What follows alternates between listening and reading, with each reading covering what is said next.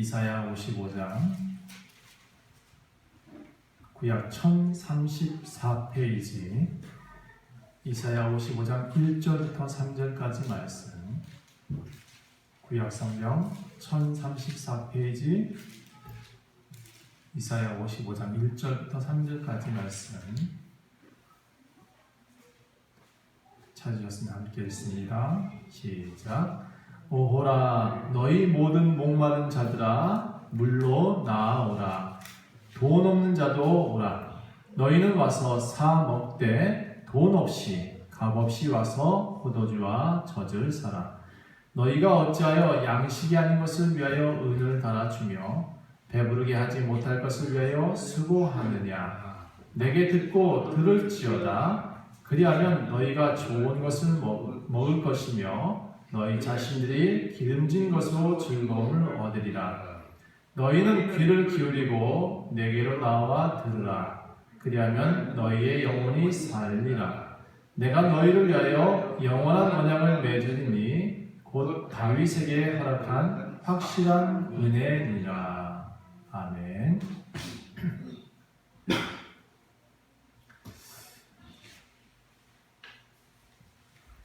오늘 제목은 영원히 사는 법이라는 제목입니다.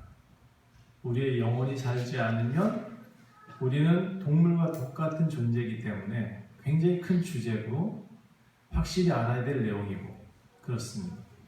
굉장히 정확하게 이해할 수 있으면 좋겠다라고 생각합니다. 물론 성경을 다 안다고 해서 천국 가는 건 아니에요. 아버지의 뜻대로 행하는 자라야 천국을 간대요. 성경을 달달달 외웠다고 해서 천국 가는 게 아니에요. 오늘 영혼이 어떻게 하면 살아날까? 여러분 굉장히 궁금해야 되고 내가 어떻게 해야 영혼이 살 수 있을까를 고민해야 되고 그런 것이 주제여야 돼요. 우리 삶의 목적이 되어야 되거든요. 근데 우리가 지금까지 사는 방식의 모습들 보면 뭔가 목적과 달리 사는 사람들이 참 많습니다. 내가 왜 어떻게 살아야 되는지를 잘 모르는 사람이 참 많은 것 같아요.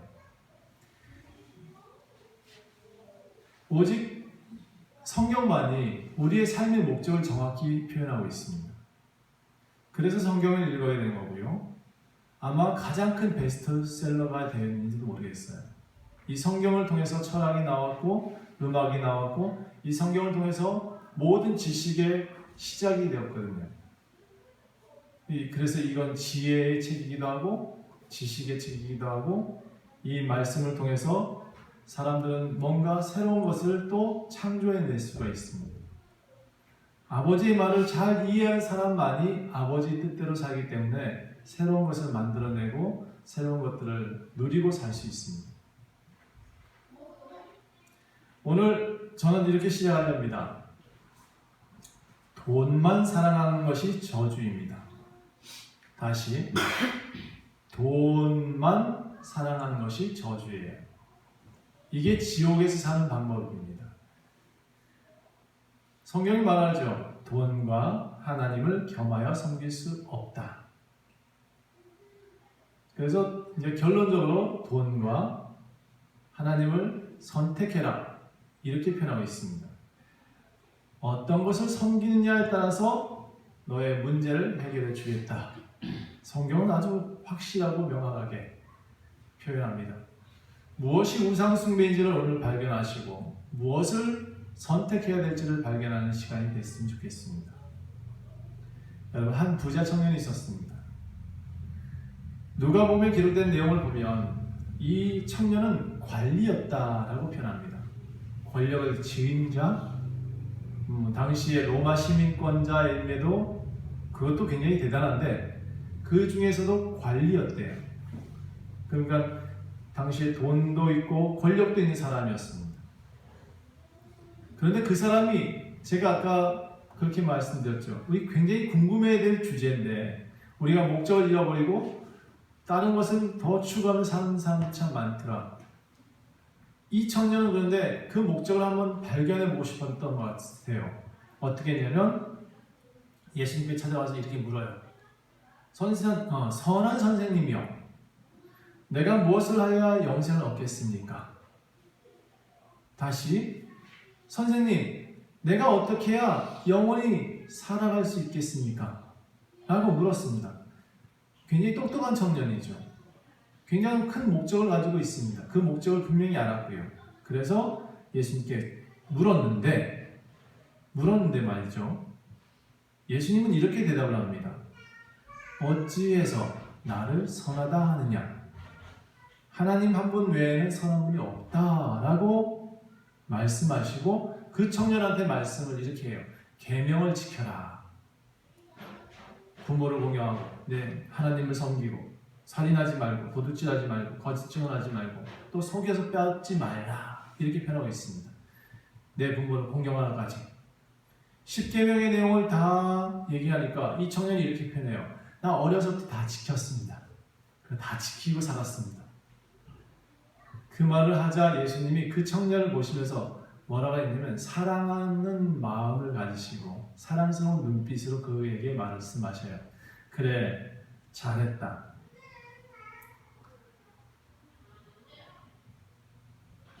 너 참 잘 말을 했다. 그런데 너에게 한 가지 부족한 것이 있다. 이렇게 표현하신 거죠. 여러분, 이거는요, 여러분한테 지금 다 적용되는 얘기입니다. 여러분 주일날 열심히 지켰어요.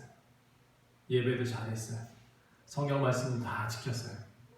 그런데 이 청년에게 말씀하듯이 여러분에게도 항상 예수님 질문하세요. 여러분에게도 하나 부족한 것이 있다. 진짜 핵심이 뭐냐? 성경이 이렇게 표현하고 있어요. 내게 아직도 한 가지 부족한 것이 있는데 가서 내가 가지고 있는 그것을 다 팔아서 가난한 자들에게 주라. 그리하면 하늘의 보화가 너에게 있을 것이다. 그리고 와서 나를 따라오너라. 여러분, 이게 사실 사회복지의 가장 기본적인 표현이에요. 그런데 이런 표현들을 가지고 사회복지를 시작한 거거든요. 우리나라 사람들도. 이 청년은 그런데 이렇게 생각했어요. 돈이 많은 연고로 이거 어떡할까? 이걸 다 팔아야 된다고? 이거 진짜 다 팔고 예수님을 따라야 내가 영생을 얻을 수 있다고? 그날 그는 표현되어지기를 근심하며 갔다. 근심하며 돌아갔다. 이렇게 표현되어지고 있습니다. 옆에서 제자들이 이 얘기를 듣고 굉장히 의아했습니다. 그러면 누가 천국 갈 수 있습니까? 여러분, 제가 항상 듣는 얘기예요. 나가서 전도하다 보면 저한테도 항상 물어요. 그럼 누가 천국 갈 수 있는데요? 라고 물어요. 여러분, 부자가 천국에 못 들어간다라고 하는 것이 아니에요. 여기 예수님이 이렇게 표현했어요. 부자도 천국에 들어갈 수 있는데 부자가 천국 가기가 낙타가 바늘기로 들어가는 것보다 어렵다. 조금 더 다른 표현이 있을까요? 목사가 많이 안다고 천국 가는 게 아니에요. 많이 아니까 더 많이 물으신다고 성경에 나와 있어요. 무슨 얘기냐면 많이 가졌다고 해서 천국 가는 게 아니고 아까도 말씀드렸죠? 하나님 뜻대로 행하는 자라야 천국에 갈 수 있어요. 많이 배우고 많이 안다고 해서 천국 가는 게 절대로 아니에요. 예수님은 부자들에게 너희들은 천국 못 간다 라고 단정하신 적이 한 번도 없어요. 성경을 잘못 이해하고 있는 사람들 참 많고 잘못 설명하는 사람들 참 많아요.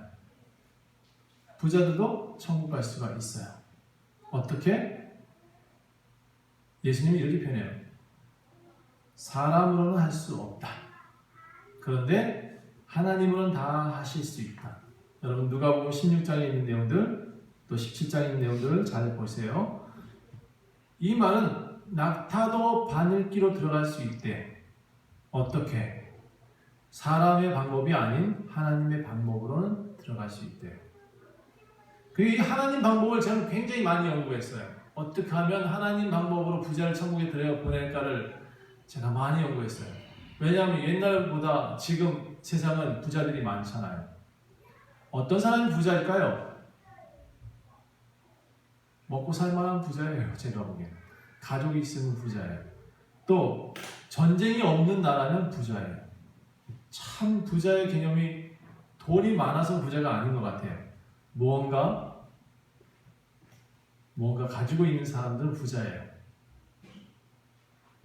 저는 어떤 부자냐면 가족 부자예요. 가족이 전국에 있으니까 너무 좋아요. 어제는 밤에 갑자기 문자가 딱 올렸어요. 아니, 새벽에 올렸구나.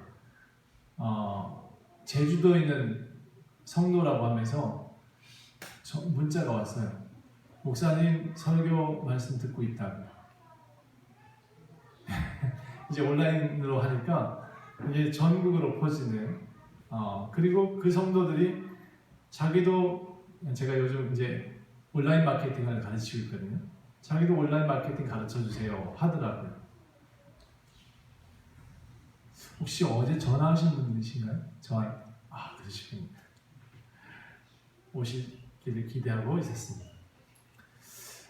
저는 사실 온라인으로 방송 내보는 것을 그렇게 썩 좋아하진 않았습니다. 그런데 강사다 보니까, 마케팅 강사다 보니까 당연히 온라인 방송을 해야 되는 입장에 있습니다. 그런데 설교 말씀을 이제 내보내는 것은 어쩔 수 없이 시작했는데, 그 어쩔 수 없이 시작함이 이것도 하나님 방법이신가 보다라는 생각이 요즘 듭니다. 말씀 듣고 전국에서 문자가 옵니다. 목사님 이런 말씀 감사합니다라고. 오늘은 제가 왜 이런 말씀하고 있냐면 부자를 좀 더 천국에 가게 하기 위해서입니다. 부자들 많이 만들고 그 부자들 천국 많이 가게 하고 싶어서 제가 지금 이런 말씀하고 있는 겁니다. 이 말을 좀 더 쉽게, 낙타가 바늘귀로 들어가는 것보다 부자가 천국 들어가는 것이 어렵다. 이 말을 좀 더 쉽게 이해하기 위해서 제가 예를 들어보면, 얘도 성경에 있습니다. 누가복음 16장 14절부터 15절에 이런 말씀이 있습니다. 바리새인들은 아주 단정을 지었어요. 예수님이 단정 짓고 바리새인들은 돈을 좋아하는 자들이다. 그리고 또 바리새인들이 나쁜 이유는 사람들 앞에서 스스로 옳다라고 자기를 스스로 의인이다라고 말하는 교만이 나쁘대요. 그래서 그 하나님은 그들의 마음을 다 아신대요. 제가 가장 두려운 게 그거예요. 하나님은 제 마음을 다 알고 계세요. 그래서 저는 우리나라 법을 지키지 않고 하나님 법을 지켜요. 괜히 차를 확 돌리지 않아요. 신호등에서 막 돌리고 싶을 때 못 돌리겠더라고요. 경찰이 나 잡을까봐 그러는 게 아니라 하나님이 내 마음을 아신다, 이런 생각이 들기 때문에 꼭 신호등을 지키고 있습니다. 바리새인들이 돈을 좋아하고 스스로 옳다 하니까 예수님이 틀렸다고 하셨거든요. 이들은 하나님으로부터 나온 모든 인생이 하나님을 사랑하지 않고 돈을 사랑하는 것에 대해서 하나님은 그들의 마음을 정확히 아신다는 거예요. 지금 무엇을 위해 살고 있는지를 정확히 아신대요. 그게 무서운 거잖아요, 사실은. 여러분 지금 집에서 예배하는 분들도 계시죠. 또 나와서 예배하는 분도 계세요. 차이점은 없어요. 저는 무조건 교회에 나와서 예배 드려야 된다, 그것이 옳다라고 주장하진 않아요. 왜 그러냐면 예배의 가장 큰 요소는 마음과 정성과 뜻을 다하여 주 너희 하나님을 사랑하라거든요. 마음과 정성과 뜻을 드리는 것이 예배거든요. 그래서 어디에 있든 간에 두세 사람이 모인 곳에서 나도 너와 함께하리라 라고 말씀하세요. 우리 교회가 커지면 커질수록 두세 사람 모이는 모임들이 점점 많아져야 돼요. 그래서 큰 교회들은 구역 예배를 하죠. 전 좋다고 생각을 해요. 목사님한테만 말씀을 들을 이유가 없어요. 목사님만 설교단에 서야 될 이유도 사실 없어요. 전 그래서 가끔 저보다 더 위대한 분들이 오시면 저 내려가서 듣습니다. 그분들을 가끔 초청해서 와주셔서 말씀 전해주세요 라고 부탁하기도 합니다. 왜 그렇게 하느냐 하면 그들이 가진 말씀이 은혜가 되고 우리 성도들한테 도움이 될 수 있다면 내려오는 것이 당연하지요. 여러분, 무엇이 예배냐에 대해서 지금 말씀하고 있죠? 열심히 마음과 정성과 뜻을 다해 주 하나님을 사랑하십시오. 그러면 예배가 되죠. 그렇게 되어지면 자연히 교회도 나오겠죠. 제가 율법적으로 사람들한테 가르치지 않았습니다. 왜냐하면 저도 목 지키거든요. 저도 안식일 날을 못 지키는 거예요. 주일 날을 지킬 수는 없어요. 주일날 제가 맡은 책무를 위해서 나올 뿐이에요.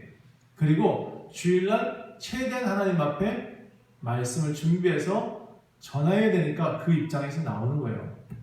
아주 솔직하게 제가 능력이 많아서 여기 선 것도 아니에요.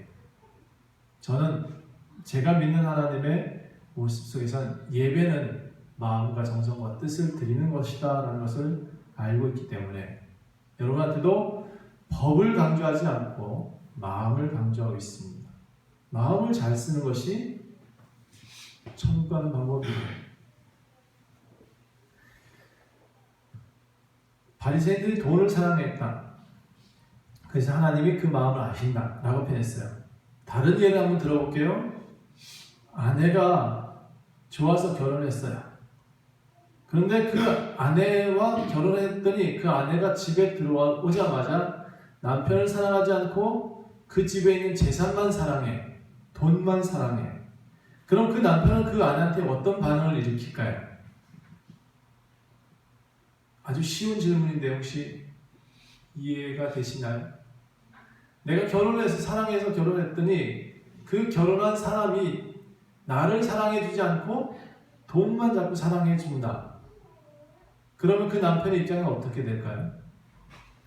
이게 하나님과 우리의 관계예요. 우리는 하나님과 신랑이고 신부시니까 우리가 하나님과 연합되어지면 천국을 갈 수 있거든요. 연합되어지면 모든 문제가 해결돼요. 그런데 연합을 하고 나니까 연합을 했다고 믿었는데 이 신부가 매일같이 돈만 사랑해요. 하나님 신랑은 예수님은 어떤 마음으로 우리를 바라보실까요? 똑같은 얘기거든요. 아내가 나를 사랑하는 것이 아니라 내 집안의 돈을 사랑하고 있다. 나를 사랑하는 것이 아니라 내가 벌어다 주는 돈만 자꾸 바라보고 있다. 그럼 그 부부는 반드시 제가 보기에는 헤어지게 되어 있습니다. 네, 반드시 헤어지게 되어 있습니다. 저는 이것을 지옥이라고 표현하고 싶습니다. 그래서 요즘 유행하는 그 드라마가 있더라고요. 부부의 세계. 네, 부부의 세계. 저는 그 부부의 세계가 아니라 불륜의 세계 이렇게 표현해야 된다고 생각합니다. 아주 나쁜 드라마를 만들고 있더라고요. 그걸 쳐다보면서 모든 사람들이 이해를 하는 것 같아요. 전 이해가 안 될 것 같은데 이해를 하더라고요. 저는 그게 지옥이다라고 표현하고 싶습니다. 그래서 다시 부부의 세계, 얘는 불륜의 세계라고 표현하기도 하고 저는 이렇게 표현하겠습니다. 지옥의 세계다. 지옥의 세계입니다. 돈을 사랑하고 남편을 사랑해 주지 않나요? 그것이 성경은 너희의 모습이다 라고 표현하고 있습니다. 예수님은 그 부자 청년에게 영생을 얻는 방법을 정확하게 설명해 주십니다. 이렇게 돈만 사랑하는 사람들의 결말은 뻔하다라고 말씀하고 있습니다. 그리고 그 돈 문제를 해결해야 나를 따라올 수 있다라고 말합니다. 제가 어떤 이런 내용을 보니까 이 구절 가지고 교회에다 헌금해라 라는 식으로 성경 구절을 해석하시는 목사님들을 봤어요. 헌금의 목적은 가난한 사람들을 위해서 걷는 거예요. 교회 키우고 목사 잘 살고 좋은 차 타라고 하는 게 아니고요. 저는 이렇게 한 구절 가지고 성도들의 헌금을 위해서 천국에 쌓아라, 이 부활하는 천국에 쌓아라는 말을 가지고 계속 헌금을 얘기하는 것은 정말 잘못됐다고 생각해요. 그 문제의 얘기가 아니거든요. 어떻게 이 문제의 우선순위를 먼저 정해서 하나님을 사랑할 것이냐, 재물을 사랑할 것이냐 정하는 거죠. 정해서 그렇게 하나님을 향해 혹시 헌금하게 되면 그 헌금으로 좋은 곳에 쓰자. 이런 내용으로 설명을 해야 된다고 생각을 해요. 저는 이 교회가 자꾸 이제 헌금에 대한 얘기, 물질에 대한 얘기 커지면 커질수록 교회는 타락한다고 생각을 해요. 많이 거두면 어떡할 건데요? 걷어서 어떡하죠? 이 문제는 영생을 얻기 위한 모든 성도들에게 반드시 물으시는 질문이에요. 너희는 무엇을 선택할 거냐? 물으시는 거예요. 제가 오늘 돈 벌지 말아야 됩니다. 이런 얘기하는 게 아니에요. 돈을 벌어야 되는데 돈을 어떻게 사용할 것이냐? 돈은 도구가 되고 우리는 무엇을 사랑해야 될 것이냐? 이 문제를 지금 계속 거론하고 있는 겁니다. 우리는 열심히 밭을 갈아야 돼요. 우리 남자들은요, 땀을 흘리게 되어져 있어요. 성경에 그렇게 기록되어 있어요. 땀을 흘려야 소산을 먹게 되어져 있고요. 아내는 자녀를 낳는 그 출산과 함께 고통을 가지고 있어야 이 땅에 살아갈 수 있는 의미를 발견할 수 있어요. 자식이 아니면 제가 보니까 우리 아내들은 많이 떠나가요. 자식이 굉장히 중요해요. 그래서 무엇을 낳든지 낳으셔야 돼요. 내 교회 안에서 내 형제를 낳든지 내 자녀를 낳든지 전혀 씨를 뿌리지 않는 것은 문제가 있는 거예요. 뿌리지 않고 나기를만 바랄 수는 없습니다. 이 질문의 핵심은 돈과 하나님을 섬기는 일, 어떤 것을 섬길 것이냐 분명히 묻고 계신 겁니다. 여러분 어떤 분이 제가 계속 경영 컨설팅 하면서 사람들 만납니다. 그들한테 제가 뭔가를 제시할 때 그런 얘기를 많이 합니다. 그런데 어떤 분이 이런 얘기를 하시더라고요. 목사님, 저는 지금 교회를 다니지 않고 있습니다. 그분이 저한테 직접 이렇게 얘기했어요. 근데 옛날에는 참 교회를 열심히 다녔습니다. 그때는 돈을 많이 벌었거든요. 그리고 돈 많이 벌 때 어떻게 하나님께 서원했었냐면 은퇴 목사님들, 어려운 교회, 그런 교회에다 선교원금을 많이 보내고 그렇게 하겠습니다 하고 서원까지 했대요. 그런데 어느 날 쫄딱 망했어. 그랬더니 헌금을 못하니까 또 교회에 나가는 게 점점 어려워지더라는 거예요. 물질로 많이 봉사하겠다고 했는데 돈이 안 벌려. 사업이 어려워졌어. 망했어. 그래서 지금 뭐라 하냐면 저는 그래서 지금 교회를 방학하고 있습니다. 교회 방학 중입니다. 이렇게 표현하셨어요. 그래서 제가 그에게 뭐라고 대답했을까요? 당연히 교회에 나가라고 했죠. 여러분 이걸 제가 다른 표현을 써볼게요. 돈이 없어도 아버지 집에 들어가는 게 당연하죠. 내가 사업이 망했어. 내 집이 다 없어졌어. 우리 아내들이 만약에 돈이 없어요. 남편이 망했어요. 집이 다 날아갔어요. 애들 데리고 어디 가죠? 그냥 길거리에 놔놨나요? 제 아내는 분명히 제 아이를 데리고 처가로 들어갈 거예요. 그쵸? 망했어요. 망했으면 어디로 가야 돼요? 아버지 집에 들어가야 되는 게 당연한 거 아니에요? 자, 돈 있는 아들만 아들인가요? 물어볼게요. 돈 있는 아들만 아들로 인정해 주나요? 우리 하나님은? 전 절대 아니라고 생각해요. 제가 그게 정상이냐고 물었어요. 돈이 없다고 부모를 버리는 게 맞냐? 돈이 없다고 자식을 버리는 것이 맞냐? 돈이 없다고 교회를 안 가는 것이 맞냐? 저는 당장 그분한테 이렇게 표현합니다. 당장 아버지 집으로 돌아가라고. 돌아가십시오. 탕자는 지혜로웠잖아요. 쥐엄 열매 먹고 배가 고프니까 아버지 집에는 종들도 배불리 먹거늘 나 집에 돌아갈래. 얼마나 현명한 선택이에요. 그렇죠? 허락망탕해도 돼요. 다 써버리셔요. 그런 다음에 아버지 집에 돌아갈 수 있는 선택을 했다면 잘한 거예요. 그 사람은 살 수 있어요. 그 사람은 다시 회복될 수 있어요. 왜? 돈을 선택하지 않고 아버지를 선택할 수 있는 지혜가 있기 때문에. 그런 저한테 어떤 분이 이렇게 묻더라고요. 그러면 목사님은 돈은 필요하지 않으신가요? 저 돈 많이 필요해요. 저 돈 되게 좋아해요. 저도 돈 사용할 줄 알아요. 근데 저는 절대로 제 자식하고 돈하고 안 바꿔요. 전 절대로 제가 믿는 하나님과 돈을 안 바꿀래요.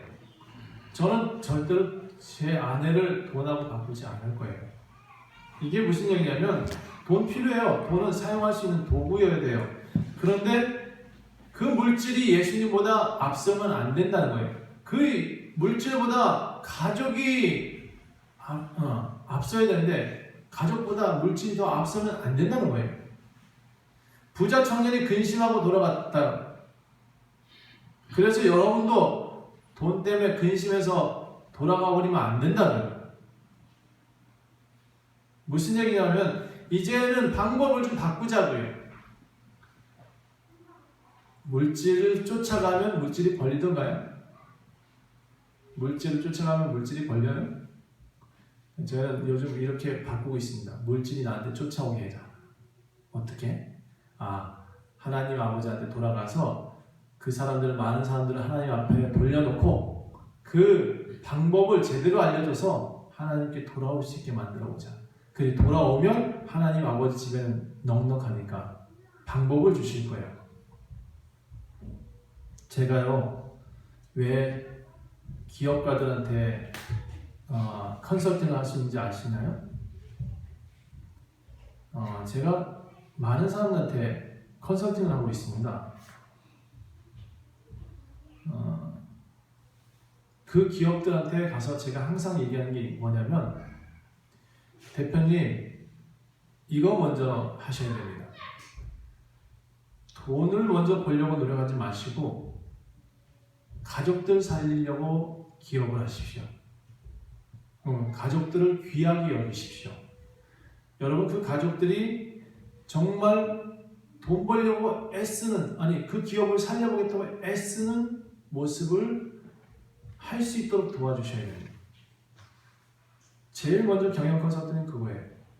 그 사람이 직원을 어떻게 대하느냐에 대한 태도를 바꿔야 돼요.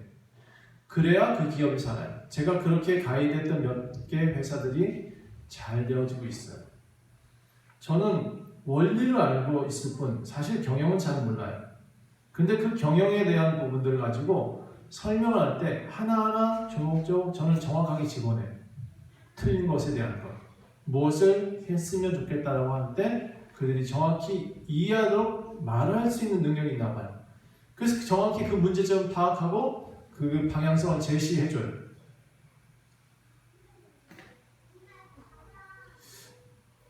그래서 경영을 가이드하다 보니까 그 사람이 사람을 귀하게 여기고 돈보다 내 직장들을, 내 직원들이 더 열심을 내게 만들어요.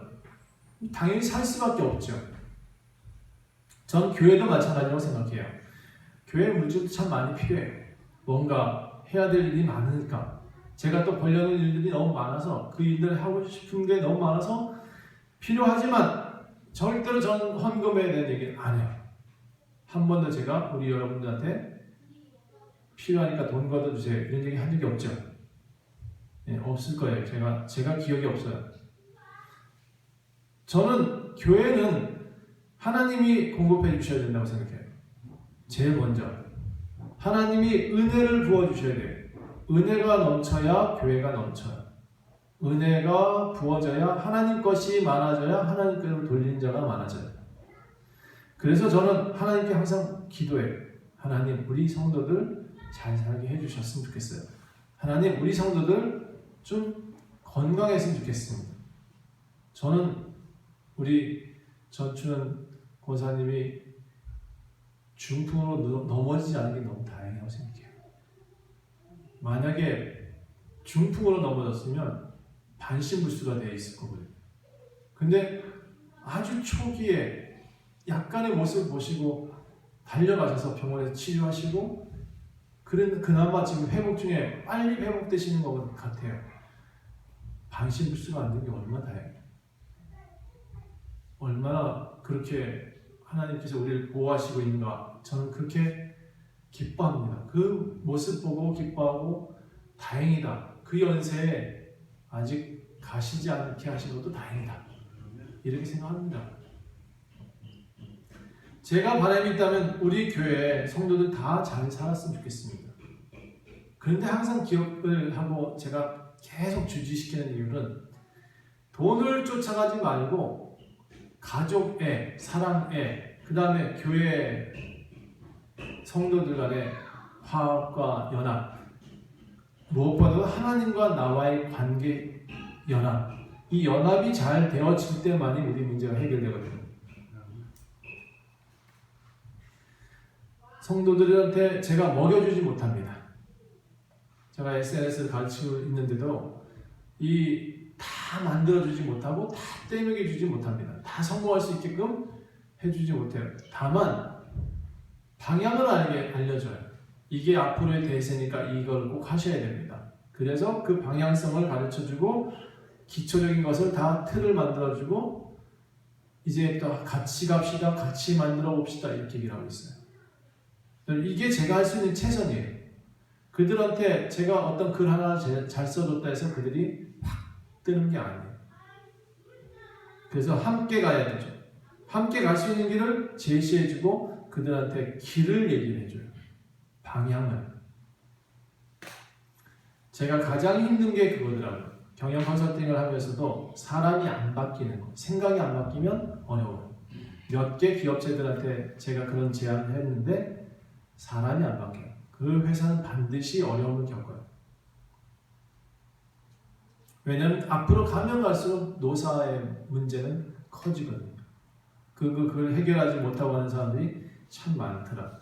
그래서 제가 그런 부분들에 대해서 많이 컨설팅을 하고 있고 직원들한테도 그런 교육들을 좀 시켜야 됩니다. 그때마다 불러주십시오 라고 표현하고 있습니다. 이게 CS 교육이라고 표현하는데 사내 교육들도 제가 가끔 가서 전달하기도 합니다. 완전 교양 과목이에요. 자, 교회도 물질에 초점을 맞춰서 설교하는 거 정말 미친 짓이고요. 헌금을 걷기 위해서 이런 설교하는 거 정말 미친 짓이에요. 사람이 살아야 헌금을 하든지 말든지 하죠. 사람이 안 사는데 그 영혼이 목적을 잃어버리는데 어떻게 사람이 살아요? 목적을 분명히 발견한 부자는 천국 갑니다. 목적을 분명히 발견하지 못한 사람은 지옥에서 시작해서 지옥에서 끝납니다. 예수님이 그 청년에게 말씀하신 내용을 현대어로 좀 바꿔봅시다. 먼저 사람이 되어라. 예. 기독교인들이 돈을 사랑하지 말라는 의미 절대 아니고요. 돈 벌지 말라는 의미 절대 아니라고 표현했습니다. 다시 하나님보다 돈을 더 사랑하지 마십시오. 그게 우상숭배예요. 돈 못 버니까 나는 교회 못 간다? 아까 그분한테 제가 얘기를 할게요. 당신은 우상숭배하고 있습니다. 돈 못 벌고 다 망했으니까 어디로 가라고요? 집으로 돌아가요. 아버지 집에 가라고 이제부터. 그 아버지 집에 들어가야 살죠. 남편이 다 망했어. 아내는 자식들 데리고 어디 가야 된다고? 친정 들어가야죠. 그래 살죠. 오늘 본 문제 다시 말씀드려볼게요. 이사야 55장. 본문은 아주 이 내용에 대해서 결론을 딱 지어주고 있습니다. 오호라 너희 모든 목마른 자들아 물로 나아오너라. 돈 없는 자도 오너라. 너희는 와서 사 먹되 돈 없이 값 없이 와서 포도주와 젖을 사라. 너희가 어찌하여 양식이 아닌 것을 위하여 은을 달아주며 배부르게 하지 못할 것을 위하여 수고하느냐. 내게 듣고 들어라. 그러면 너희가 좋은 것을 먹을 것이고 너희 자신들이 기름진 것으로 즐거움을 삼게 될 것이다. 너희는 귀를 기울이고 내게 나와 들어라. 그리하면 너희의 영혼이 살아날 것이다. 이게 확실한 은혜다. 확실한 은혜가 뭐라고요? 여러분 나아오는 거예요. 교회에 나아오고 아버지 집에 나아오는 거예요. 그게 확실한 은혜예요. 그게 사는 방법이에요. 아버지 집에 나아와야 살죠. 살 길이 열리는 거죠. 꼭 기억하셔야 됩니다. 요즘 참 어렵죠. 살기 힘들다 그래요. 그러면 여러분 이제 기회예요. 여러분이 살 수 있는 기회예요. 망했어요? 제가 보니까 지금 요즘 가게들 다 문 닫고 기업체들 지금 하루에 몇 개씩 문 닫고 있어요. 그러면 이제 생각해 보셔야 돼요. 내가 어디로 돌아갈지를. 아버지 집으로 돌아오세요. 여러분 아버지는 가장 풍성하시고 부유하시고 가장 크신 분이세요. 그분 눈에 좀 들어보세요. 그분이 기뻐하실 수 있는 삶을 좀 살아보세요. 어쩌면 그 다음에 여러분 욥이 모든 걸 잃고 난 다음에 하나님 앞에 진정한 회개를 하고 2배 더블로 받았어요. 그렇죠? 여러분도 이 기회가 더블로 받는 그런 기회가 됐으면 좋겠어요. 이전에 돈으로 치장하는 삶 던져버리고 더 아름다운 삶을 선택하세요. 아버지께 나올 때 돈 없어도 괜찮아요.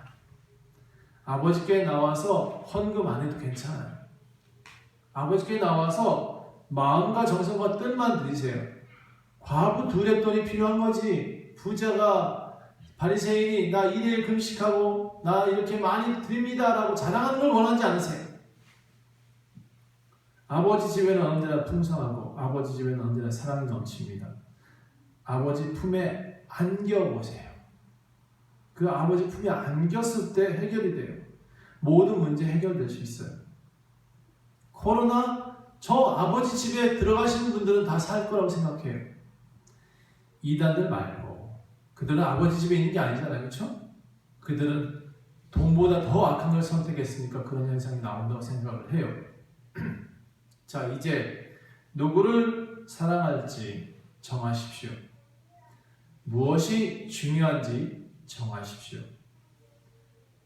예수님이 이렇게 표현하십니다. 내 영혼아, 너가 여러 해 쓸 물건들을 많이 쌓아두었다고 평안히 쉬고 먹고 마시고 즐거워하리라 스스로 그렇게 표현한다고. 그러면 어리석은 자여, 오늘 내가 너의 영혼을 찾겠다. 그러면 내가 준비한 것이 누구의 것이 되겠니? 자기를 위하여 재물을 쌓아두고 자기를 위해선 재물을 쌓아두고 하나님께 부여하지 못한다. 그러면 너는 지금 똑같은 낙타가 바늘기로 들어가는 길을 선택하고 있다. 무엇을 사랑해야 되는지 이제 아셨죠? 하나님 앞에 없어도 나오, 있어도 나오. 하나님 앞에 진실된 신앙생활 하실 수 있기를 간절히 축원합니다. 기도하겠습니다. 아버지 주님, 오늘은 무엇을 선택해야 되는지 다시 한번 설명하고 함께 생각해 보았습니다.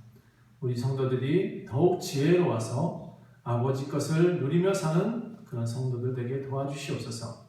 처음부터 이 땅은 다 우리 것이었습니다. 우리에게 주셨고 우리가 경작하고 누리게 하셨습니다. 이 땅의 모든 것들이 우리 것처럼 또 교만했을 때는 아버지께서 거두셨던 것을 기억하셨으면 좋겠습니다. 이제 아버지 주님, 우리 성도들이 더욱 지혜로운 선택을 할 수 있도록 도와주시옵소서. 감사드리며 예수 그리스도의 이름으로 간절히 기도합니다. 아멘.